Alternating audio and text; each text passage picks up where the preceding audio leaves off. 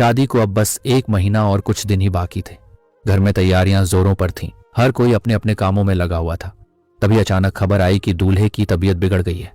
यह सुनते ही होने वाली सास को चिंता हो गई और वह बिना देर किए अपने होने वाले दामाद को देखने उसके घर चली गई। अब तक दोनों की बातचीत सिर्फ फोन तक सीमित थी, हल्की फुल्की बातें, औपचारिक संवाद। लेकिन यह पहली बार था जब वे आमने सामने मिले। सुबह से लेकर शाम तक के लिए सास गई हुई थी। दिन भर साथ रहे, बातें भी हुई। सास ने देखा कि लड़का वाकई थोड़ा अस्वस्थ है। सास ने उसकी तबीयत का ख्याल भी रखा। शाम ढलने लगी तो सास ने कहा, अब चलती हूं, घर वाले इंतजार कर रहे होंगे। दामाद ने एक पल उन्हें देखा, फिर शांत स्वर में बोला, अगर आपको कोई ऐतराज ना हो तो आज रात को यहीं रुक जाइए। दामाद के कहने पर सास वहीं रुक जाती है। रात में दोनों एक ही बिस्तर पर सो जाते हैं और इस बात का किसी ने कोई अंदाजा नहीं लगाया था कि इनके बीच में आखिरकार ये हो क्या गया है। अगला दिन निकलता है। सास जाने की बात करती है लेकिन दामाद कहता है, कुछ दिन और रुक जाइए। फिर रुकते रुकते 5 दिन बीत जाते हैं और उन 5 दिनों में दोनों ऐसे साथ रहते हैं जैसे कोई पति पत्नी या मियाँ बीवी रहा करते हैं। 5 दिन के बाद सास अपने घर लौट जाती है। इसके बाद धीरे धीरे शादी का दिन नजदीक आने लगता है। अभी शादी में लगभग 9 दिन का समय बाकी था। तभी पूरे इलाके में यह खबर फैल जाती है कि सास और दामाद दोनों अचानक घर से लापता हो चुके हैं।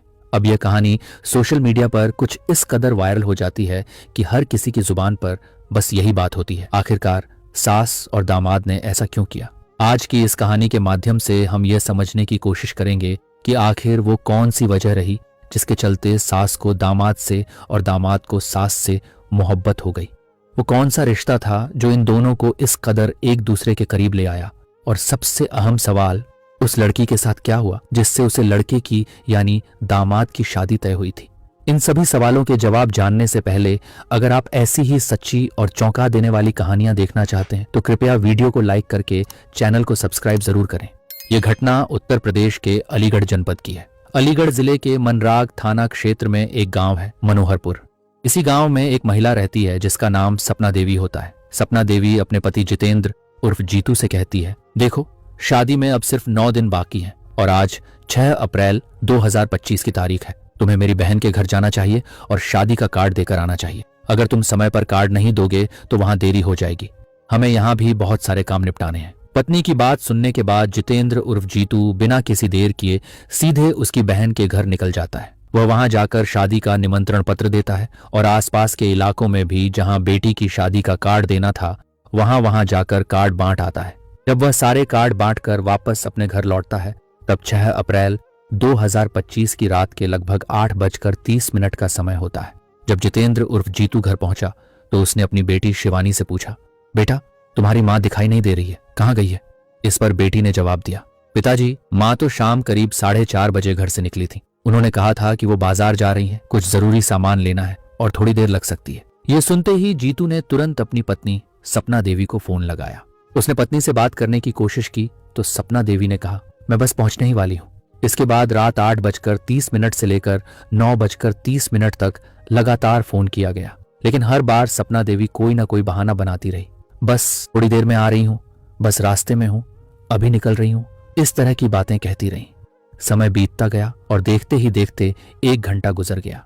फिर अचानक सपना देवी का मोबाइल नंबर स्विच ऑफ हो गया। जब सपना देवी का नंबर स्विच ऑफ हो गया तो जितेंद्र को आखिरकार यह अंदाजा हो गया कि वह किसके साथ हो सकती है। उसने तुरंत अपने दामाद को फोन लगाया, वही व्यक्ति राहुल जिससे उसकी बेटी की शादी 16 अप्रैल 2025 को तय हुई थी। जितेंद्र ने दामाद से कहा, मुझे सब कुछ पता चल चुका है, मेरी पत्नी सपना देवी तुम्हारे साथ है, मेरी उससे बात करवाओ। शुरुआत में राहुल ने इनकार करते हुए कहा, वो मेरे साथ नहीं है। लेकिन जब ससुर ने बार बार रिक्वेस्ट की, सवाल किए और सच्चाई जानने की जिद की तो आखिरकार राहुल ने जवाब दिया, अब आप इनकी फिक्र करना छोड़ दीजिए। 18 साल से ये आपके साथ थी, आपने इन्हें कितना परेशान किया है, कितना टॉर्चर किया है, आपको ऐसा बिल्कुल नहीं करना चाहिए था। अब मैं पूरी तरह से इनका ख्याल रखूंगा। राहुल ने आगे कहा, अब मैं पूरी तरह से इनके साथ रहूंगा, देख लेना, इन्हें किसी भी तरह की कोई दिक्कत या परेशानी नहीं होने दूंगा। जब ये शब्द जितेंद्र उर्फ जीतू ने सुने तो उसके पैरों तले जमीन खिसक गई। वो हैरान रह गया कि उसका दामाद इस तरह की बातें क्यों कह रहा है। यह सुनकर वह गहरे सदमे में चला गया। इसी बीच रात के लगभग 10:30 बजे दामाद राहुल का नंबर भी स्विच ऑफ हो गया। अब जो एकमात्र साधन था, बातचीत का जरिया था, वो भी टूट चुका था। जितेंद्र उर्फ जीतू अब पूरी तरह से असमंजस में पड़ गया था। बार बार यही सोच रहा था, आखिर सपना ने ऐसा क्यों किया, वो कहाँ चली गई, उसका दिल बेचैन था। वह उम्मीद लगाए बैठा था कि शायद सुबह तक सब कुछ ठीक हो जाए, शायद सपना देवी लौट आए। लेकिन पूरी रात वह यूं ही बैठा बैठा इंतजार करता रहा। जितेंद्र के लिए मानो वो रात खत्म होने का नाम ही नहीं ले रही थी। जितेंद्र दरवाजे पर टकटकी लगाए बैठा रहा, बस इसी उम्मीद में कि कब उसकी पत्नी सपना देवी लौट कर आएगी। उसे जो शक हो रहा था वो बस एक शक ही साबित हो, यही सोचकर वह खुद को दिलासा देता रहा। उसे यकीन था कि सपना वापस आएगी और सब कुछ पहले जैसा हो जाएगा। लेकिन देखते ही देखते पूरी रात बीत जाती है।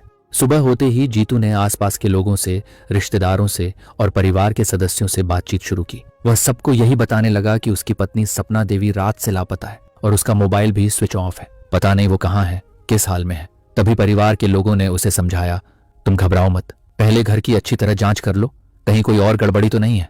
जब घर की तलाशी ली गई और अलमारी वन्य सामान देखा गया तो यह चौंकाने वाला सच सामने आया कि घर में रखी लगभग 3.5 लाख रुपए गायब थी। साथ ही करीब 5 लाख रुपए के जेवरात भी नहीं मिले। अब हालात और भी गंभीर हो गए थे।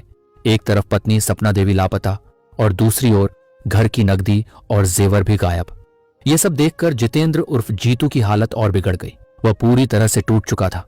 अंत में अपने कुछ करीबी साथियों को साथ लेकर वह नजदीकी पुलिस थाने पहुंचा। वहां पहुंचकर उसने पुलिस को पूरी घटना की जानकारी दी। उसने पूरी कहानी बताई। साब अक्टूबर 2024 की बात है। राहुल नाम का एक लड़का है जिसकी उम्र लगभग 20 साल के आसपास है। उसके पिता का नाम होरीलाल है, जो कि गांव मछरिया नंगला, थाना दारो, तहसील इगलास, जिला अलीगढ़, उत्तर प्रदेश का रहने वाला है। राहुल की शादी शिवानी नाम की लड़की से तय हुई थी। शिवानी ने 8वीं कक्षा तक पढ़ाई की है।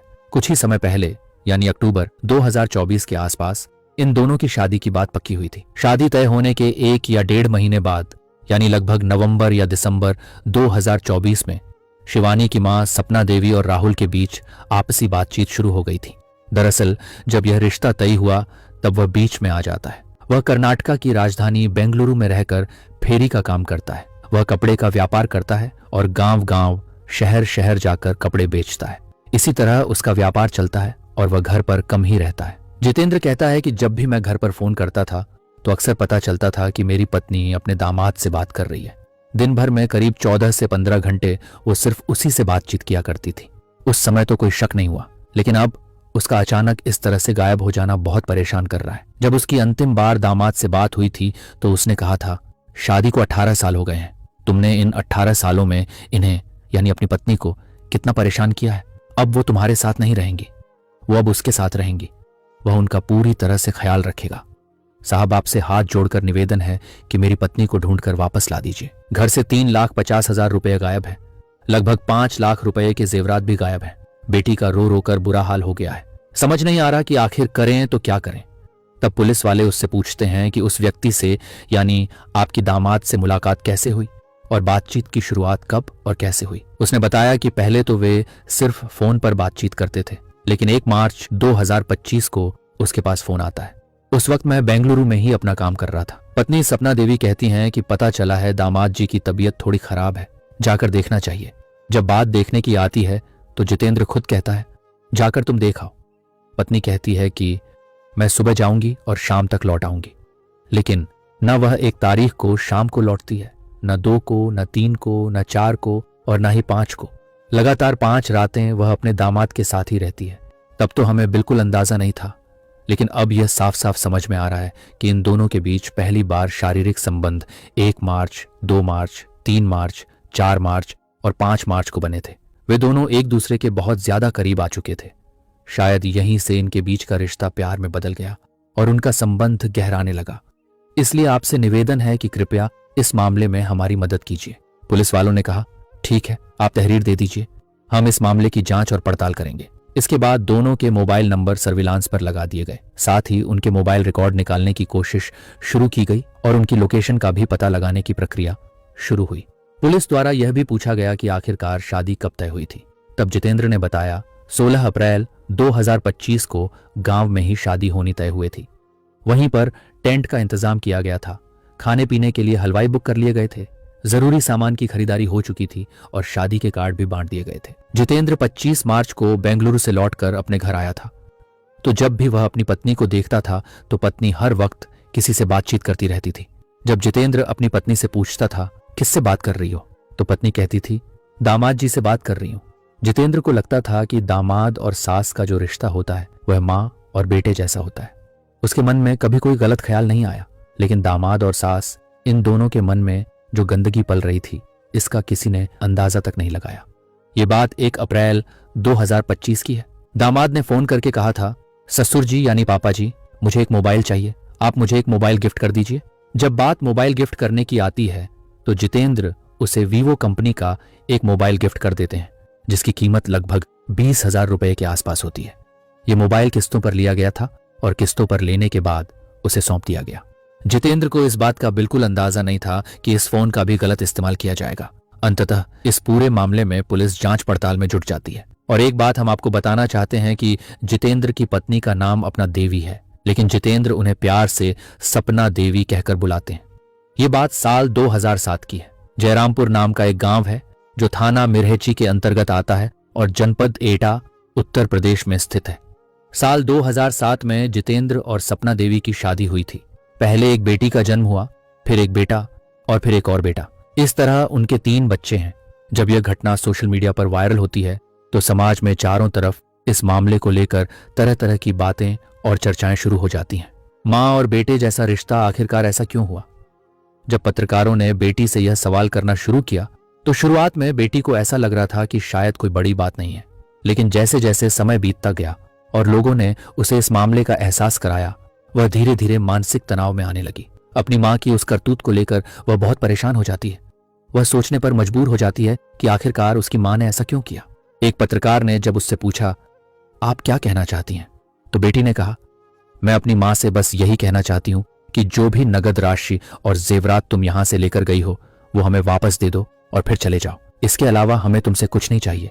जब पत्रकार ने यही सवाल जितेंद्र उर्फ जीतू से पूछा, आप क्या कहना चाहते हैं, तो उसने कहा, मैं पुलिस प्रशासन से बस एक ही अपील करता हूं, एक बार मेरी आंखों के सामने मेरी पत्नी को लाकर दे दो। मैं अपनी पत्नी से यह पूछना चाहता हूं कि आखिरकार तुमने अपनी बेटी के लिए इतना बुरा काम क्यों किया।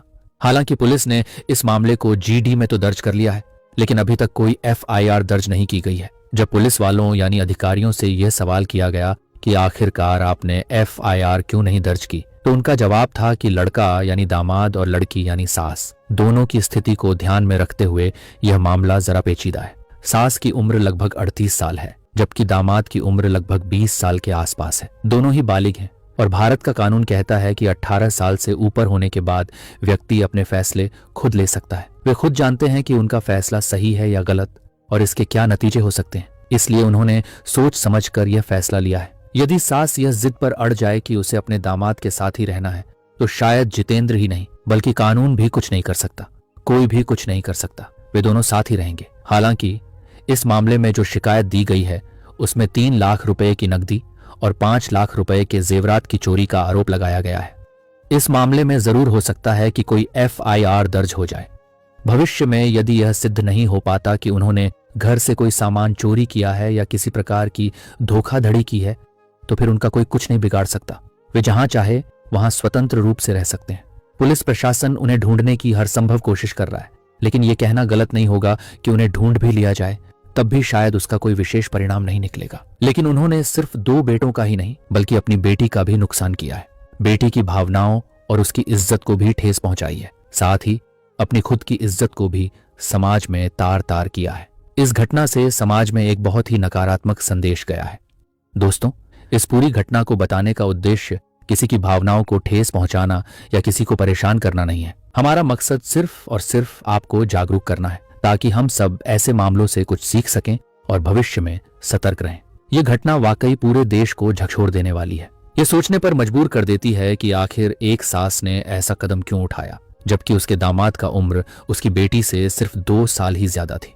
बेटी महज 18 साल की है और दामाद 20 साल का। फिर भी ऐसा क्यों हुआ? इन सवालों ने न केवल परिवार को बल्कि समाज को भी सोचने पर मजबूर कर दिया है। बेटी मानसिक रूप से टूट चुकी है, पति भी गहरे सदमे में है। दोस्तों, आज की इस वीडियो में बस इतना ही। अगर आपको वीडियो पसंद आई हो तो वीडियो को लाइक करें, अपने विचार कमेंट में जरूर साझा करें और ऐसे ही सच्ची घटना पर आधारित कहानी देखने के लिए चैनल को सब्सक्राइब करना न भूलें। मिलते हैं अगली वीडियो में। धन्यवाद।